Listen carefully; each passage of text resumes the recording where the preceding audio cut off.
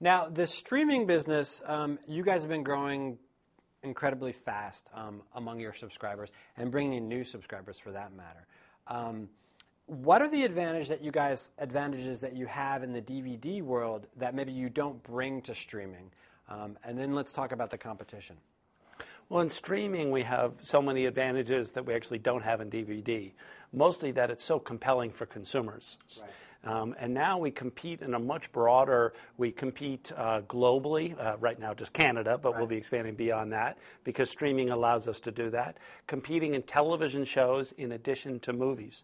So on DVD, we're mostly all movies. Right. But on streaming, we're about half television shows and half movies. And so big expansion in the available market, ways to please consumers. And then for consumers, it's click and watch, right? Built into their PS3 or Xbox or Wii. Now in the new televisions, it's getting built in. So it's getting easier and easier to just use Netflix. So tremendous advantages to the consumer. Now, you also asked about competitive advantages. Right. And the same as in DVD, those are scale effects. The larger we are, the more our brand is known. And so the harder it is for someone to attack us, to copy us. But, there will be many competitors in the space. You guys had this idea that if you built this deep catalog in concert with your personalization, that trumps new releases. I mean, DVD is all about new releases, right? And so is streaming ever going to be for you guys about new releases? One of the challenges that we had in evolving beyond DVD is DVD is so great. Right. And in particular with DVD, Netflix has the legal right to always just go to Best Buy, buy 1,000 copies, and rent the movies. Right.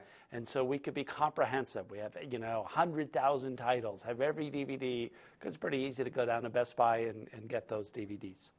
On streaming, it's a different set of law, and we have to ask permission of the studio for that content, and often they've sold that permission to somebody else. Right. And so it takes a lot longer, and so we had to build a service in streaming that doesn't have as many of the new releases as on DVD, but it's unlimited. Right. You just get to click and watch, and it's so easy because it's instant.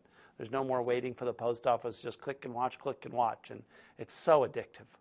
You guys are partners with Apple now. You're partners with Google via Google TV now. On the sidelines, that you're partners with HBO. They give you, they rent you DVDs. So you're partners with a lot of sort of studios, cable providers. You're partners with studios. You're partners with these large technology companies. Are you sort of threading a line right now? I mean, those partnerships, they might be your competitors going forward. And what would they have to do to sort of unseat you guys? Or what would you have to do to fend them off if they want to try?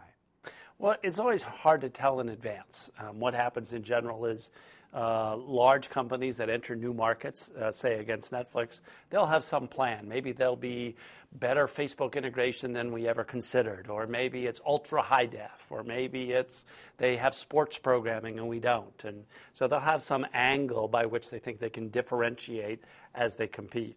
And until we know what those angles are, it's hard to figure out, what to do about it. So mostly what we focus on now is just how to get better, how to get more content, how to get the streaming smoother, the high def better. We just added Dolby 5.1, so there's another, how to do more territories.